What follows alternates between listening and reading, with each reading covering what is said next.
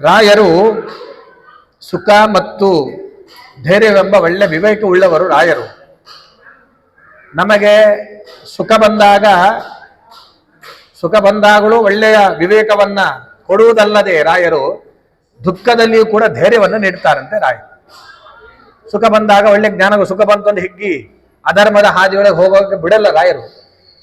ರಾಯರ ಹತ್ರ ಹೋಗಿ ನಾವು ಉದ್ಧಾರ ಬೇಡಿಕೊಂಡಾಗ ಸುಖ ಕೊಟ್ರು ಅಂದ್ರೆ ಸುಖದಲ್ಲಿಯೂ ಒಳ್ಳೆಯ ವಿವೇಕವನ್ನು ತಂದು ಕೊಡ್ತಾರೆ ರಾಯರು. ಮತ್ತು ದುಃಖದಲ್ಲಿ ಒಳ್ಳೆಯ ಧೈರ್ಯವನ್ನು ತಂದು ಕೊಡ್ತಾರೆ. ನಾನಿದ್ದೇನೆ, ಚಿಂತೆ ಮಾಡಬೇಡ, ರಾಯರಿದ್ದಾರೆ ಅಂತ ಇನ್ನು ಜಗತ್ತಿನಲ್ಲಿ ಒಂದು ಸ್ಲೋಗನ್ ಇದೆ. ಅದು ಸುಮ್ಮನೆ ಬಂದಿಲ್ಲ ಆ ಸ್ಲೋಗನ್. ರಾಯರಿದ್ದಾರೆ ಅಂತ ಯಾರೋ ಮಾಡಿದ್ದಲ್ಲ, ಅನುಭವ ಸಿದ್ಧವಾದ ಮಾತದು. ಅನುಭವ ಸಿದ್ಧವಾದ ಮಾತು. ಜಗತ್ತಿನಲ್ಲಿ ನೀವೆಲ್ಲಿ ಹೋಗಿ ರಾಯರಿದ್ದಾರೆ ಎಂಬ ಒಂದು ಮಂತ್ರ ಗಟ್ಟಿ ಇತ್ತಂದ್ರೆ ಅವನು ಎಂಥ ಕಾಡಿನಲ್ಲಿರಲಿ, ಕಷ್ಟದಲ್ಲಿರಲಿ, ತಾಪತ್ರಯದಲ್ಲಿರಲಿ ಕ್ಷಣ ಮಾತ್ರಕ್ಕೆ ಎದ್ದು ಹೊರಗೆ ಬರುತ್ತಾನೆ. ಆದರೆ ಆ ವಿಶ್ವಾಸ ಇರಬೇಕಷ್ಟೇ. ರಾಯರಿದ್ದಾರೆ.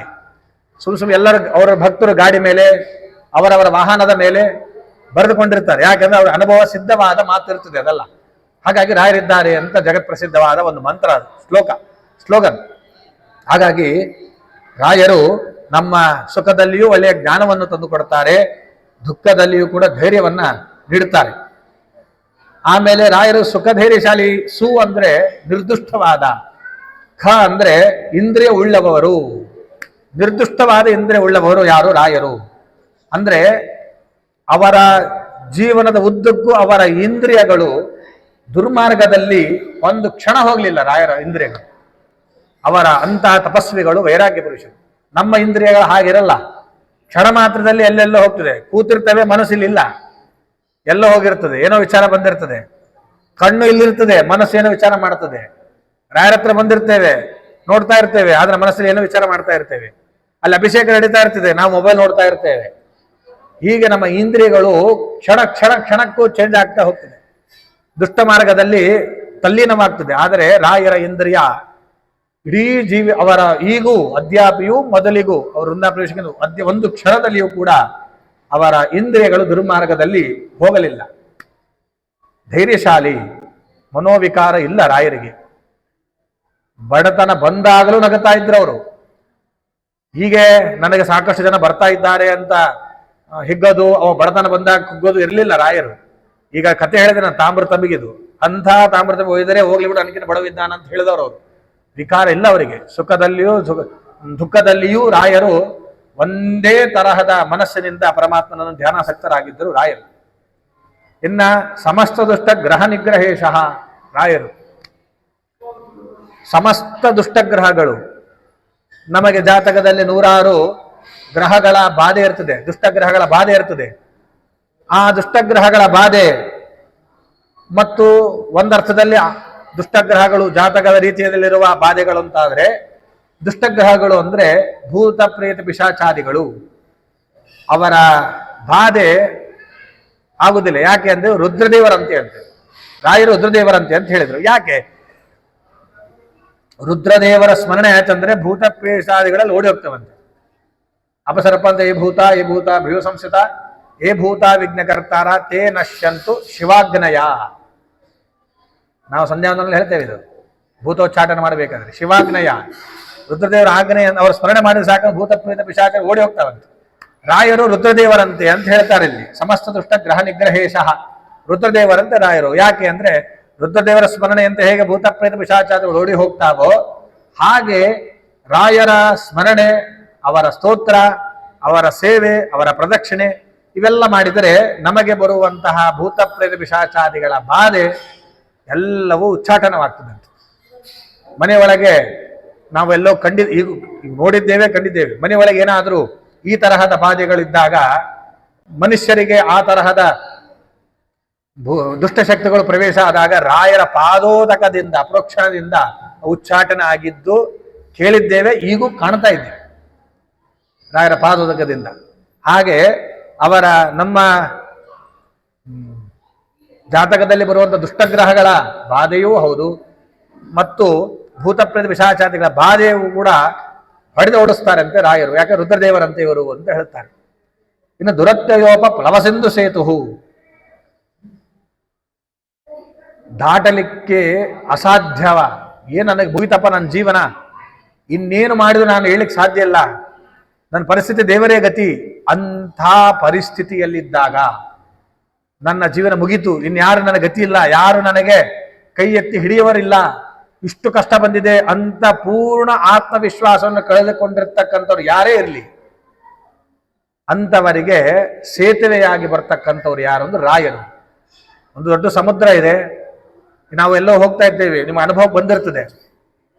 ಎಲ್ಲೋ ನಾವು ಕಾರಿನ ಒಳಗೋ ಅಥವಾ ಬೈಕ್ ವೇಳೋ ಎಲ್ಲೋ ಹೋಗ್ತಾ ಇರ್ತೇವೆ, ಇಲ್ಲಿಂದ ಊರಿಂದ ಆ ಊರಿಂದ ಹೋದಾಗ ಗಾಡಿ ಕೆಟ್ಟೋಯ್ತು, ಪಂಕ್ಚರ್ ಆಯ್ತು, ಆ ಕಡೆ ಈ ಕಡೆ ಕಾಡಿನ ಪ್ರದೇಶ, ಯಾವ ಮನುಷ್ಯ ಇಲ್ಲ, ಆಗ ನಮ್ಮ ಪರಿಸ್ಥಿತಿ ಹೇಗಿರ್ತದೆ?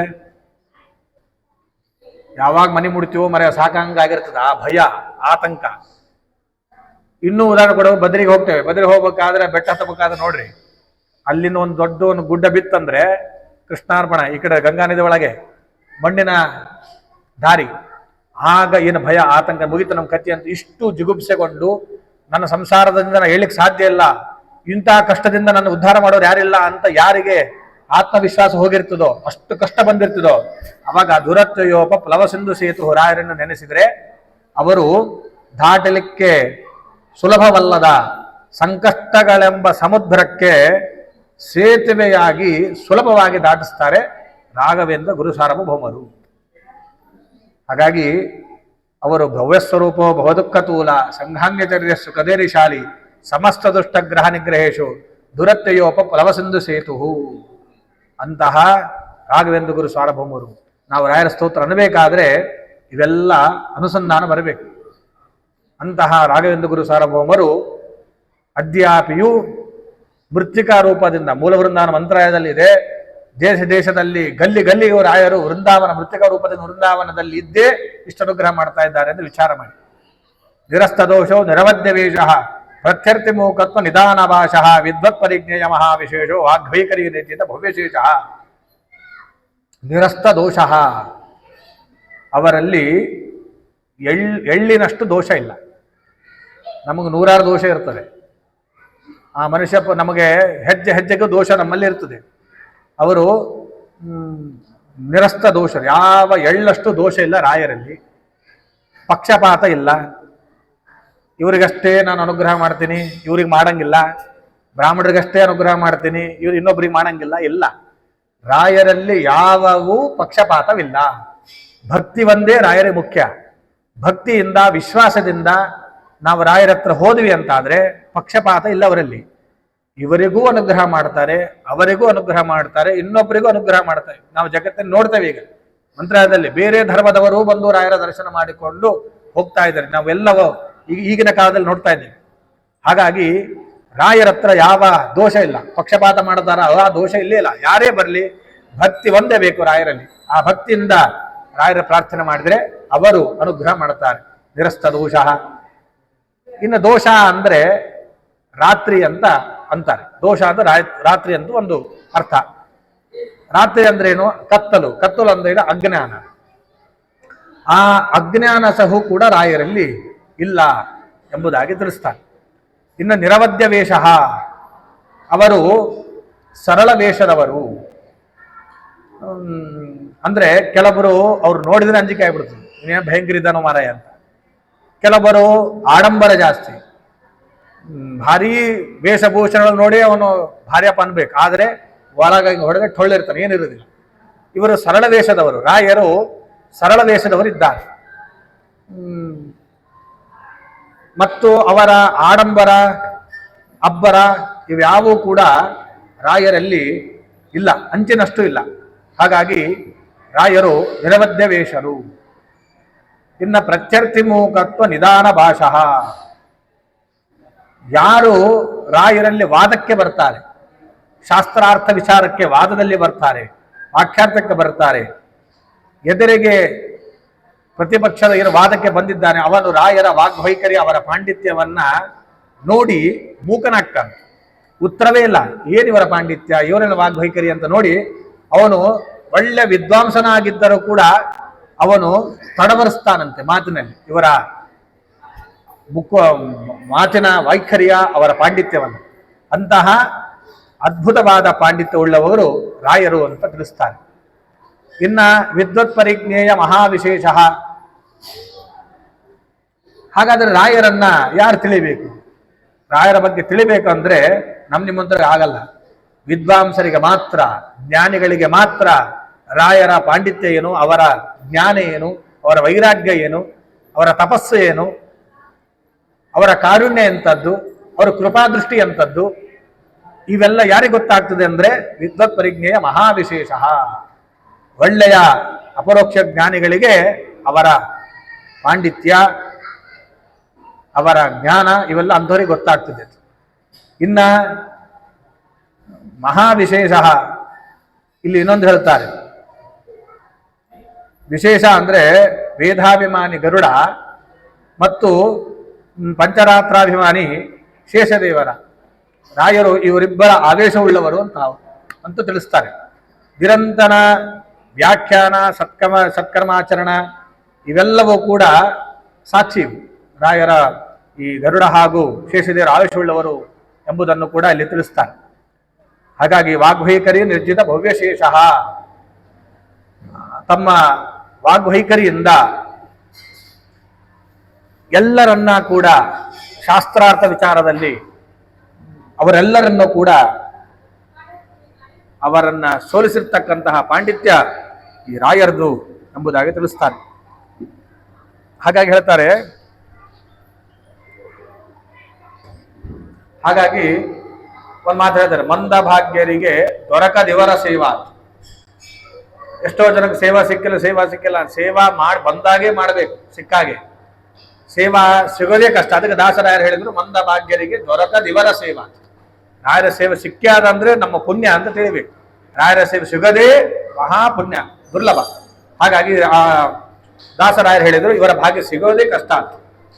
ಇನ್ನು ಮುಂದೆ ಹೇಳ್ತಾರೆ, ಸಂತಾನ ಸಂಪತ್ ಪರಿಶುದ್ಧ ಭಕ್ತಿ ವಿಜ್ಞಾನ ವಾಗ್ದೇಹ ಸುಪಾಠವಾದೀನ್ ದತ್ವಾ ಶರೀರೋಕ್ತ ಸಮಸ್ತ ದೋಷಾತ್ ಹತ್ವಾ ಸನೋವ್ಯಾತ್ ಗುರುಡಾಗವೀಂದ್ರ. ರಾಯರು ಸಂತಾನ ಸಂಪತ್ತು ಪರಿಶುದ್ಧ ಭಕ್ತಿ. ರಾಯರು ಸಂತಾನವನ್ನು ಕರುಣಿಸ್ತಾರೆ. ಸಂತಾನ ಅಪೇಕ್ಷೆ ಇಟ್ಟುಕೊಂಡು ರಾಯರ ಸೇವೆ ಮಾಡಿದ್ದೇ ಆದರೆ ಭಕ್ತಿಯಿಂದ ಸಂತಾನ ಸಂಪತ್ತು ಕೊಡ್ತಾರೆ. ನನಗೆ ಜೀವನ ನಡೆಸೋದೇ ಕಷ್ಟ ಸ್ವಾಮಿ, ಸಂಪತ್ತು ಅಪೇಕ್ಷೆ ಇಟ್ಟುಕೊಂಡು ರಾಯರ ಸೇವೆ ಮಾಡಿದ್ರೆ ಸಂಪತ್ತು ಕೊಡುತ್ತಾರೆ. ಪರಿಶುದ್ಧ ಭಕ್ತಿ, ಒಳ್ಳೆ ಜ್ಞಾನ ಬೇಕು ನನಗೆ, ಭಗವಂತನಲ್ಲಿ ಭಕ್ತಿ ಬೇಕು ಅಂತ ಶರಣಾಗತರಾದರೂ ಕೂಡ ರಾಯರು ಪರಿಶುದ್ಧವಾದ ಭಕ್ತಿಯನ್ನು ಕೂಡ ನಮಗೆ ಕರುಣಿಸ್ತಾರೆ. ವಿಜ್ಞಾನ ವಾಗ್ದೇಹ ಸುಪಾಠವಾದೀನ್ ತತ್ವ. ವಿಜ್ಞಾನ, ಒಳ್ಳೆಯ ವಿವೇಕದಿಂದ ಕೂಡಿದ ಪರಿಶುದ್ಧವಾದ ಜ್ಞಾನವನ್ನು ತಂದುಕೊಡುತ್ತಾರೆ ರಾಯರು. ಇನ್ನು ಅದಕ್ಕೆ ಬೇಕಾಗಿರುವಂತಹ ವಾಕ್ಚಾತುರ್ಯವನ್ನು ತಂದುಕೊಡುತ್ತಾರೆ. ಇದೆಲ್ಲ ಆದಮೇಲೆ ಜ್ಞಾನ ಬಂತು, ಒಳ್ಳೆ ಜ್ಞಾನ ಬಂತು, ವಾಕ್ಚಾತುರ್ಯ ಬಂತು, ಪ್ರಚಾರ ಸಂಚಾರ ಇವೆಲ್ಲವೂ ಬೇಕಲ್ಲ. ಅದಕ್ಕೇನ್ ಬೇಕು? ಸುಪಾಠವಾದೀನ್ ದೇಹ ಸುಪಾಠವಾದೀನ್, ಒಳ್ಳೆಯ ಬೇಕಾದ ದೃಢವಾದ ಶರೀರವನ್ನು ಕೂಡ ರಾಯರನ್ನು ಕೊಡಿಸ್ತಾರೆ. ನೋಡಿ, ವಿಚಾರ ಮಾಡಿ, ರಾಯರ ಹತ್ರ ಹೋದ್ರೆ ಜ್ಞಾನ, ಸಂತಾನ, ಭಕ್ತಿ, ದೇಹದಲ್ಲಿ ದಾರ್ಢ್ಯ ಇವೆಲ್ಲವನ್ನು ರಾಯರು ಕರುಣಿಸ್ತಾರೆ. ಇಷ್ಟೆಲ್ಲ ಕೊಟ್ಟ ಮೇಲೆ ಸಮಸ್ತ ಶರೀರೋಕ್ತ ಸಮಸ್ತ ದೋಷಾನ್ ಹತ್ವ. ನಮ್ಮ ಶರೀರದಲ್ಲಿ ಎಲ್ಲ ದೋಷಗಳೇ ತುಂಬ ಹೋಗಿರ್ತದೆ. ಶರೀರದಲ್ಲಿ 106 ತರಹದ ದೋಷಗಳು. ಅವೆಲ್ಲ ದೋಷಗಳನ್ನ ಹತ್ವ ಧೂಳಿಪಟ ಮಾಡ್ತಾರಂತೆ ರಾಯರು. ನಮ್ಮ ಶರೀರದಲ್ಲಿರ್ತಕ್ಕಂಥ ದೋಷಗಳನ್ನು ಸನೋವ್ಯಾತ್ ಗುರುಡಾಗವೇಂದ್ರ. ಅಂತಹ ರಾಯರು ನಮ್ಮನ್ನ ಕಾಪಾಡಲಿ ಎಂಬುದಾಗಿ ತಿಳಿಸ್ತಾರೆ. ಇನ್ನ ಯತ್ಪಾದೋದಕ ಸಂಚಯ ಸುರ್ಣದಿ ಮುಖ್ಯಾಪಗ ಸಾಧಿತ ಸಂಖ್ಯಾನುತ್ತಮ ಪುಣ್ಯ ಸಂಘವಿಲಸ ಪ್ರಖ್ಯಾತ ಪುಣ್ಯಾವಹ ದುಷ್ಟಾಪತ್ರಯ ನಾಶನೋ ಭೀಮಃ ವಂದ್ಯಾಸುಪುತ್ರ ಪ್ರದೋ ವ್ಯಂಗಸ್ವಂಗ ಸಮೃದ್ಧಿತೋ ಗ್ರಾಮಃ ಪಾಪಾಪಹಸ್ತಂ ಶ್ರಯೇ. ರಾಯರ ಪಾದೋದಕ, ಯತ್ಪಾದೋದಕ ಸಂಚಯ ಸುರ್ಣದಿ ಮುಖ್ಯಾಪಗ ಸಾಧಿತ. ಜಗತ್ತಿನಲ್ಲಿ ನಾವು ಗಂಗಾ ಸ್ನಾನ ಮಾಡಲಿಕ್ಕೆ ಕಾಶಿಗೆ ಹೋಗ್ತೇವೆ, ಹರಿದ್ವಾರಕ್ಕೆ ಹೋಗ್ತೇವೆ. ಅಂತ ಪುಣ್ಯಕ್ಷೇತ್ರಗಳಿಗೆ ಹೋಗಿ ವಿಷ್ಣು ಪಾದೋದ್ಭವಳಾದ ಆ ಗಂಗೆಯಲ್ಲಿ ಮುಳುಗಲಿಕ್ಕೆ, ಪಾಪ ಕಳೆದುಕೊಳ್ಳಿಕ್ಕೆ ಅಲ್ಲಿ ತನ ಹೋಗಿ ಕಷ್ಟಪಟ್ಟು ಮುಳುಗಿ ಬರ್ತೇವೆ. ಯಾಕೆ ಅಂದ್ರೆ ಅಂತ ಗಂಗಾ ನದಿ ಅಂತಹ ಮಹತ್ವಪೂರ್ಣವಾದ ತೀರ್ಥ. ಗಂಗೆ ಒಂದೇ ಅಲ್ಲ, ಗಂಗೆ ಮೊದಲಾದ ಎಲ್ಲ ನದಿಗಳು, ಗಂಗಾ, ಗೋದಾವರಿ, ಕೃಷ್ಣ, ನರ್ಮದಾ, ಸಿಂಧು ನದಿ, ಅಲಕನಂದ, ಸಾಕಷ್ಟು ನದಿಗಳಿವೆ. ಅವೆಲ್ಲ ನದಿಗಳಿಗೆ ಹೋಗಿ ನಾವು ಮುಳುಗೋದು ಯಾಕೆ? ಪಾಪ ಪರಿಹಾರ ಮಾಡಲಿಕ್ಕೆ ಮತ್ತು ಒಳ್ಳೆಯ ಪುಣ್ಯ ಸಂಪಾದನೆ ಮಾಡಲಿಕ್ಕೆ. ಇವೆಲ್ಲ ಅಲ್ಲಿ ಹೋಗಿ ಮಾಡಬೇಕು. ಆದರೆ ಯತ್ಪಾದೋದಕ ಸಂಚಯ ಸ್ವರ್ಣದಿ ಮುಖ್ಯಾಪಕ ಸಾಧಿತ, ಯಾರು ರಾಯರ ಪಾದೋದಕವನ್ನು ಭಕ್ತಿಯಿಂದ ಧಾರಣೆ ಮಾಡ್ತಾರೋ ಅವರಿಗೆ ಗಂಗಾದಿ ಮೊದಲ ಎಲ್ಲ ನದಿಗಳಲ್ಲಿ, ತೀರ್ಥಗಳಲ್ಲಿ ಸ್ನಾನ ಮಾಡಿದ ಫಲ ಕೇವಲ ರಾಯರ ಪಾದೋದಕವನ್ನು ಪ್ರೋಕ್ಷಣೆ ಮಾಡಿಕೊಂಡ್ರೆ ಇದೆ. ಸ್ವೀಕಾರ ಮಾಡಿದಂತೂ ದೂರ ಹೋಗಲ್ಲ. ಸ್ವೀಕಾರ ಮಾಡಿದರೂ ನಮ್ಮ ದೇಹದಲ್ಲಿರುವ ರೋಗಗಳೆಲ್ಲವೂ ದೂರವಾಗ್ತದೆ. ಪಾದೋದಕದ ಮಹಿಮೆ ಇದೆ. ಯಾರಿಗಾಗ್ತದೆ? ಗಂಗಾ ಕೆಲವೊಂದು ನದಿಗಳಿವೆ ಹೋಗ್ಲಿಕ್ಕೆ ದುಸ್ಸಾಧ್ಯ. ಅಲ್ಲಿ ಅಂತಹ ನದಿಗಳ ಪುಣ್ಯ ಬೇಕು ನಮಗೆ. ಸ್ನಾನ ಮಾಡಿದ ಪುಣ್ಯ ಅಂದ್ರೆ ಮಠಕ್ಕೆ ಬರಬೇಕು, ರಾಯರ ಪಾದೋದಕನ ಭಕ್ತಿಯಿಂದ ಪ್ರೋಕ್ಷಣೆ ಸ್ವೀಕಾರ ಮಾಡಬೇಕು. ಆಗ ನಮ್ಮ ಪಾಪಗಳೆಲ್ಲವೂ ನಾಶವಾಗಿ ಗಂಗಾದಿ ಸರ್ವ ನದಿಗಳ ಸ್ನಾನ ಮಾಡಿದ ಫಲ ಈ ರಾಯರ ಪಾದೋದಕದಿಂದ ಬರುತ್ತದೆ. ಅಂತಹ ರಾಯರ ಪಾದೋದಕ ಅಂತ ಹೇಳ್ತಾರೆ. ಇನ್ನು ದುಸ್ತಾಪತ್ರಯ ನಾಶನಃ, ರಾಯರ ಪಾದೋದಕ ದುಸ್ತಾಪತ್ರಯ ನಾಶನ, ತಾಪತ್ರಗಳನ್ನು ನಾಶ ಮಾಡ್ತದೆ. ಆಧ್ಯಾತ್ಮಿಕ, ಆದಿ ದೈವಿಕ, ಆದಿ ಭೌತಿಕ. ಆಧ್ಯಾತ್ಮಿಕ ಅಂದ್ರೆ ನಮ್ಮ ದೇಹ ರೋಗದಲ್ಲಿ ರೋಗ ರುಜಿನಗಳು ಇತ್ಯಾದಿಗಳು. ಆದಿ ದೈವಿಕ ಅಂದ್ರೆ ನಮಗೆ ದೈವಿ ಶಾಪಗಳು. ನೀವು ಹೋಗ್ತೀರಿ ಅಲ್ಲಿ, ನಿನ್ನ ಕುಲದವ್ರಿಗೆ ಏನು ಬೇಡ್ಕೊಂಡಿದ್ದೀಯಾ ಅಂತ ಕೇಳ್ತಾರೆ. ಆದಿ ಶಾಪ ಇರುತ್ತಲ್ಲ, ಆದಿ ದೈವಿಕ. ಆದಿ ಭೌತಿಕ ಅಂದ್ರೆ ನಾವು ಹೊರಗೆ ಹೋಗ್ತೀವಿ, 108 ತಾಪತ್ರಗಳು, ದೇಹ ಶರೀರಕ್ಕೆ ಆಗುವಂತ ತಾಪತ್ರಯಗಳು, ಇವೆಲ್ಲವೂ ಕೂಡ ರಾಯರ ಪಾದೋದಕದಿಂದ ನಾಶವಾಗ್ತದೆ. ದುಸ್ತಾಪತ್ರಯ ನಾಶನಃ ಭುವಿ ಮಹಾವಂದ್ಯ ಸುಪುತ್ರ ಪ್ರದಹ. ರಾಯರ ಪಾದೋದಕ ನೋಡ್ರಿ, ಕೇವಲ ಪಾದೋದಕ. ಇಡೀ ಗಂಗಾದ ಸರ್ವ ನದಿಗಳ ತೀರ್ಥಗಳಲ್ಲಿ ಮುಳುಗಿದ ಪುಣ್ಯ, ತಾಪತ್ರಯಗಳು ನಾಶ. ಭುವಿ ಮಹಾ ವಂದ್ಯ ಸುಪುತ್ರ ಪ್ರದಹ. ನೋಡಿ, ಭೂಲೋಕದೊಳಗೆ ವಂದ್ಯ ಅಂತ ಕರೀತಾರೆ, ಭಂಜೆ ಅಂತ ಕರೀತಾರೆ. ಮಕ್ಕಳ ಆಗಿಲ್ಲ ಹೀಗಾಗಿ ಬಂಜೆ ಅಂತ ಕರೀತಾರೆ. ಇಲ್ಲಿ ಬರೀ ಬಂಜೆಯಲ್ಲೇ ಮಹಾವಂದ್ಯ, ಮಹಾವಂಜೆ. ಬರೀ ವಂದ್ಯ ಅಂದ್ರೆ ಏನಾದ್ರೂ ಆರ ಚಿಕಿತ್ಸೆ ಪಡೆದ್ರೆ ಸಂತಾನ ಆಗ್ತದೆ ಕೆಲವೊಬ್ಬರಿಗೆ. ಮಹಾವಂದ್ಯ ಅಂತ ಇರ್ತಾರೆ, ಏನು ಮಾಡಿದ್ರು ಸಂತಾನವೇ ಆಗಿರಂಗಿಲ್ಲ. ಅಂತವರಿಗೆ ಸುಪುತ್ರ ಪ್ರದಾಹ, ಬರೀ ಮಗ ಕೊಡಲ್ಲ, ವಂಶೋದ್ಧಾರಗಳ ಸುಪುತ್ರ ಪ್ರದಾಹ. ಕೆಲವು ಸಂತಾನ ಆಗ್ತದೆ ಕೆಲವೊಬ್ಬರಿಗೆ, ಅವನು ನಮ್ಮ ಕುಲಕ್ಕೆ ವಿರುದ್ಧವಾಗಿ ನಡೀತಿರ್ತಾನೆ, ದುಶ್ಚಟಕ್ಕೆ ಬೀಳ್ತಾನೆ, ತಂದೆ ತಾಯಿ ಕೆಟ್ಟ ಹೆಸರು ತರ್ತಾನೆ. ಇಂತಹ ಮಕ್ಕಳು ಇರ್ತಾರೆ. ರಾಯರಂದ್ರು ಅಂತ ರಾಯರ ಪಾದೋದಕ ಭುವಿ ಮಹಾವಂದ್ಯ ಸುಪುತ್ರ ಪ್ರದಹ. ಭೂಲೋಕದಲ್ಲಿ ವಂದ್ಯ ಅಲ್ಲ, ಮಹಾವಂದ್ಯ, ಸಂತಾನವೇ ಆಗಲ್ಲ ಅಂತ ಯಾರಿರ್ತಾರೋ ಅಂತವರಿಗೆ ಸುಪುತ್ರ ಪ್ರದಹ, ಶ್ರೇಷ್ಠರಾದ ಮಗನನ್ನು ರಾಯರು ಕರುಣಿಸ್ತಾರೆ. ಪಾದೋದಕದ ಮಹಿಮೆ ಇದೆ. ಅಷ್ಟು ರಾಯರ ಪಾದೋದಕದಲ್ಲಿ ಶಕ್ತಿ ಇದೆ. ಸಂತಾನ ಬೇಕು ಅಂದರೆ ರಾಯರ ಪಾದೋದಕವನ್ನ ಪ್ರೋಕ್ಷಣ, ಧಾರಣ, ಸ್ವೀಕಾರ ಇವೆಲ್ಲ ಮಾಡಿದರೆ ರಾಯರ ಪಾದೋಕದಿಂದ ಇಷ್ಟು. ಇನ್ನು ವ್ಯಂಗ್ಯ ಸ್ವಂಗ ಸಮೃದ್ಧಿದ, ವಿಚಾರ ಮಾಡ್ರಿ. ರಾಯರ ಪಾದೋದಕದಿಂದ ಎಲ್ಲ ನದಿ ಸ್ನಾನ ಪುಣ್ಯ ಮತ್ತು ತಾಪತ್ರಯ ನಿವಾರಣ, ಭುವಿ ಮಹಾವಂದ್ಯ ಸುಪುತ್ರ ಪ್ರದಹ. ಇನ್ನೇನು ಹೇಳ್ತಾರೆ? ವ್ಯಂಗ್ಯ ಸ್ವಂಗ ಸಮೃದ್ಧಿದ. ಎಂತ ನೋಡ್ರಿ, ಅಂಗವಿಕಲ, ಯಾರು ಅಂಗವಿಕಲನಾಗಿರ್ತಾನೋ ರಾಯರ ಪಾದೋದಕ ಪ್ರೋಕ್ಷಣೆ ಮಾಡಿದ್ರೆ ಅವನು ಸುಂದರನಾಗ್ತಾನಂತೆ, ಅಂಗವೈಕಲ್ಯ ಹೋಗ್ತದಂತೆ. ರಾಯರ ಪಾದೋದಕ ಪ್ರೋಕ್ಷಣೆ ಮಾಡಿದರೆ ಒಳ್ಳೆಯ ಸಮರ್ಥನಾಗ್ತಾನಂತೆ. ವಿಚಾರ ಮಾಡಿ, ರಾಯರ ಪಾದೋದಕ ಎಂತ ಮಹತ್ವದ್ದು ಅಂತ. ನಾವು ಪಾದೋದಕವನ್ನ ಅಷ್ಟೇ ಭಕ್ತಿ ವಿಶ್ವಾಸದಿಂದ ಸ್ವೀಕಾರ ಮಾಡಬೇಕು, ಪ್ರೋಕ್ಷಣೆ ಮಾಡ್ಕೊಳ್ಬೇಕು. ಇನ್ನ ಗ್ರಹ ಮಹಾ ಪಾಪಾಪ ಹಸ್ತಂ ಶ್ರಯೇ, ಗ್ರಹಗಳ ಮಹಾಪಾಪಗಳನ್ನು ಸಹ ನಾಶ ಮಾಡಿ ಈ ಎಲ್ಲ ನಮಗೇನು ಗ್ರಹಗಳ ಪೀಡೆ ಇರ್ತವೆ ಇವೆಲ್ಲವೂ ಕೂಡ ನಮಗೆ ಪರಿಹಾರವಾಗ್ತದೆ.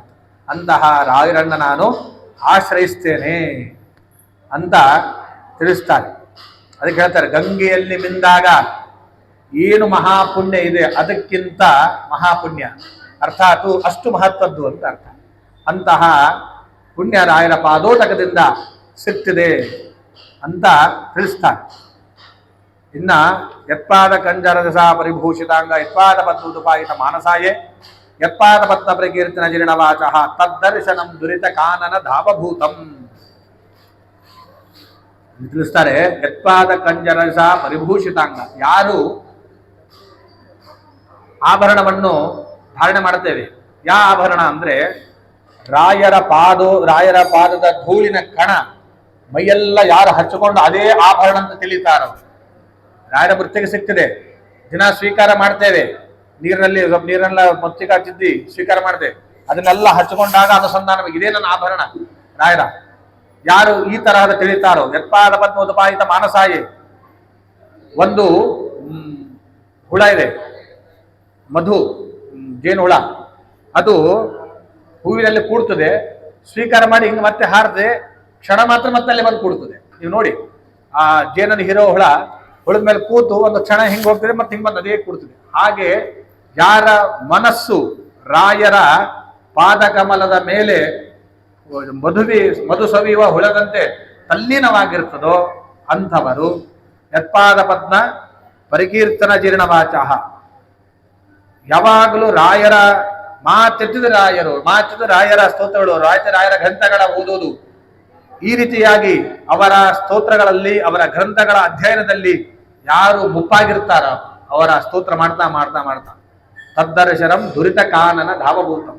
ನೋಡಿ ಇಲ್ಲಿ ಅಪ್ಪಣ್ಣಾಚಾರ್ಯ ಹೇಳ್ತಾರೆ, ರಾಯರ ಪಾದೋದಕ್ಕೆ ಹೇಳಿದ್ರು, ನೀವು ರಾಯರಲ್ಲಿ ಹೋಗಿ ಬೇಡ್ಕೊಂಡು ಹೆಂಗಾಗ್ತದೆ ಅಂತ ಹೇಳಿದ್ರು. ಇಲ್ಲಿ ಏನು ಹೇಳಿದ್ರಂದ್ರೆ ರಾಯರ ಭಕ್ತರ ಯಾರು ರಾಯರ ಮೃತ್ತಿಗೆಯನ್ನು ಧಾರಣ ಮಾಡಿ ಇದೇ ಆಭರಣ ಅಂತ ತಿಳಿದಿರ್ತಾರೋ, ಯಾರು ಯಾವಾಗಲೂ ರಾಯರಲ್ಲಿಯೇ ತಲ್ಲೀನವಾಗಿ ಮನಸ್ಸಿಟ್ಟಿರ್ತಾರೋ, ಯಾರು ಮಾತೆತ್ತದೆ ರಾಯರ ಸ್ತೋತ್ರ ರಾಯರ ಗ್ರಂಥ ಅಧ್ಯಯನ ಮಾಡದಲ್ಲೇ ತಲ್ಲೀನರಾಗಿರ್ತಾರೋ ಅಂತಹ ಭಕ್ತರ ದರ್ಶನ ಮಾಡಿದರೆ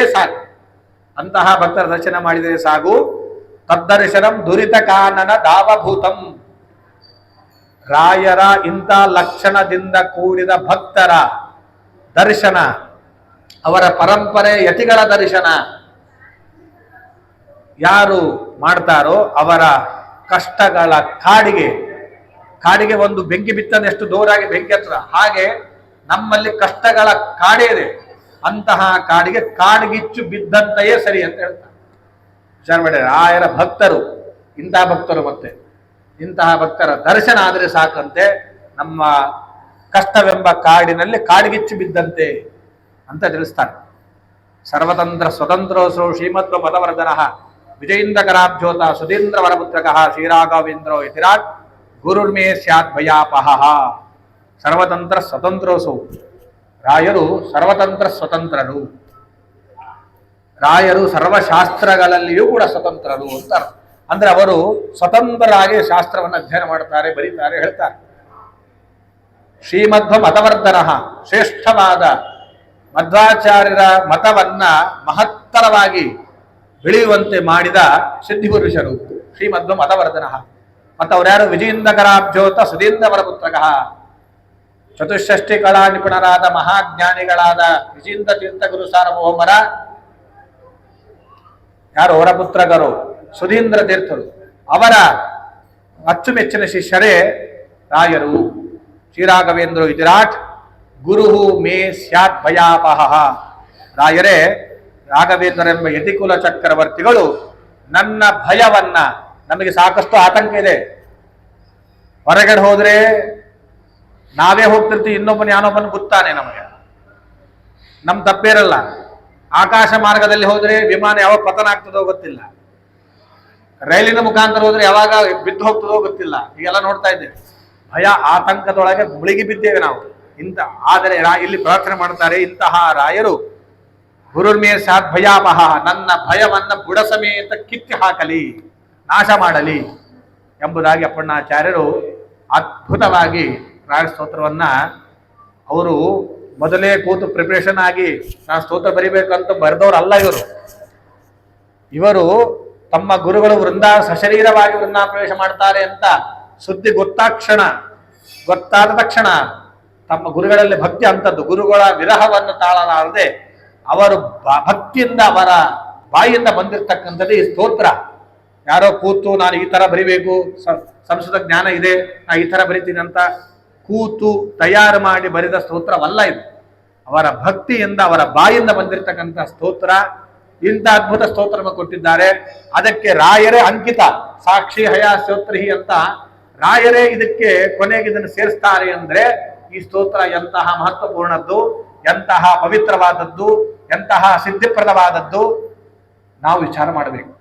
ಇಂತಹ ಸ್ತೋತ್ರವನ್ನ ಪರಮಾತ್ಮ ಗುರುಗಳು ತಮ್ಮ ಶಿಷ್ಯರ ಮುಖಾಂತರ ನುಡಿಸಿದ್ದಾರೆ.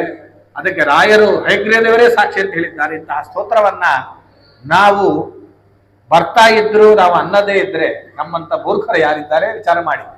ಒಂದು ಸಲ ಭಕ್ತಿಯಿಂದ ಅಂದ್ರೆ ಸಾಕು, ಇಷ್ಟು ನಮಗೆ ಕಷ್ಟ ಕಾರ್ಪಣ್ಯಗಳು ದೂರ ಮಾಡಿ ಜ್ಞಾನವನ್ನು ತಂದು ಕೊಡ್ತಾರೆ ಅಂದ್ರೆ, ಸುಲಭವಾದ ಬಾಳೆಹಣ್ಣು ಸುಳಿದು ಕೊಟ್ಟಿದ್ದಾರೆ, ನಾನು ಹಣ್ಣು ತಿನ್ನಲ್ಲ ಸಿಪ್ಪಿ ತಿಂತೇನೆ ಅಂದ್ರೆ ಅವ್ರು ಮೂರ್ಖ ಅಂತಾರೆ. ಹಾಗಾಗಿ ಯಾರಿಗೆ ರಾಯರ ಸ್ತೋತ್ರ ಬರ್ತದೋ ಅವ್ರು ಇವತ್ತಿನಿಂದನೇ ಪ್ರಾರಂಭ ಮಾಡಿ. ಬರದೇ ಇದ್ರೆ ಪುಸ್ತಕ ನೋಡಿ ಕಲೀರಿ, ಅನ್ಲಿಕ್ಕೆ ಬರದೇ ಇದ್ರೆ ನಿಮ್ಮ ಹತ್ತಿರ ಇರೋ ಗುರುಗಳ ಹತ್ರ ಹೋಗಿ ಹೇಳಿಸಿಕೊಳ್ಳಿ.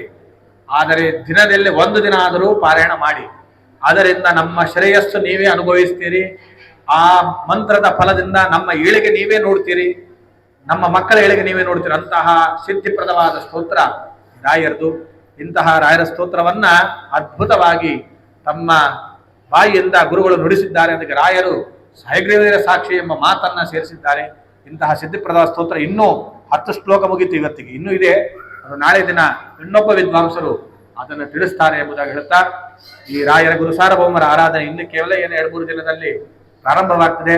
ಇಂತಹ ಗುರುರಾಯರ ಆರಾಧನಾ ಮಹೋತ್ಸವದಲ್ಲಿ ಶ್ರೀಪಾದಂಗಳವರು ಆದೇಶಿಸಿದಂತೆ ಮಠದಲ್ಲಿ ಆರಾಧನಾಂಗ ಉಪನ್ಯಾಸವು ಇರಬೇಕು. ನಿತ್ಯದಲ್ಲಿ ಉಪನ್ಯಾಸ. ರಾಯರಿಗೆ ಈ ಶಾಸ್ತ್ರದ ಉಪನ್ಯಾಸ ಅತ್ಯಂತ ಪ್ರೀತಿಕರ.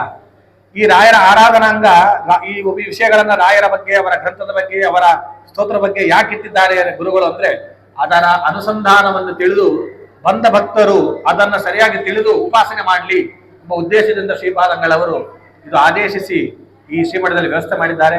ಹಾಗಾಗಿ ರಾಯರ ಆರಾಧನೆಯ ದಿನ 3 ದಿನಗಳಲ್ಲಿ ನಾವು ನಿತ್ಯದಲ್ಲಿಯೂ ರಾಯರು ಇರ್ತಾರೆ. ಆದರೆ ಆರಾಧನಾ ಸಂದರ್ಭದಲ್ಲಿ ರಾಯರು ಬಹಿರ್ಮುಖರಾಗಿ ನೋಡ್ತಾ ಇರ್ತಾರೆ.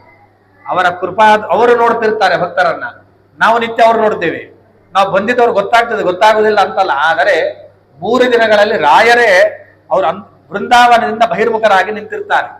ಹಾಗಾಗಿ ಆ 3 ದಿನಗಳ ಪರ್ವಕಾಲ, ಪುಣ್ಯ ಗಳಿಸ್ಲಿಕ್ಕೆ ಸುಲಭ ಕಾಲ. ಆ ಸಂದರ್ಭದಲ್ಲಿ ನಾವು ರಾಯರ ಸೇವೆಯನ್ನ ಭಕ್ತಿಯಿಂದ ಮಾಡಿ ಅವರ ಗುರುಗಳ ಅನುಗ್ರಹಕ್ಕೆ ಎಲ್ಲರೂ ನೀವು ಪಾತ್ರರಾಗೋಣ. ನಾಳೆಯ ದಿನ ಇನ್ನೊಬ್ಬ ವಿದ್ವಾಂಸರು ಶ್ರೀನಿವಾಸಾಚಾರ್ಯ ವಿದ್ವಾಂಸರು ಮುಂದಿನ ರಾಯರ ಸ್ತೋತ್ರದ ಬಗ್ಗೆ ಅರ್ಥಾನುಸಂಧಾನವನ್ನು ಅವರೆಲ್ಲರಿಗೂ ತಿಳಿಸ್ತಾರೆ ಎಂಬುದಾಗಿ ಹೇಳ್ತಾ 2 ಮಾತುಗಳನ್ನು ಗುರುಗಳ ದ್ವಾರ ಪರಮಾತ್ಮನಲ್ಲಿ ಸಮರ್ಪಣೆ ಮಾಡೋಣ. ಗುರುಮಧ್ವಾಂತರ್ಗತ ಶ್ರೀಕೃಷ್ಣಾರ್ಪಣಮಸ್ತು.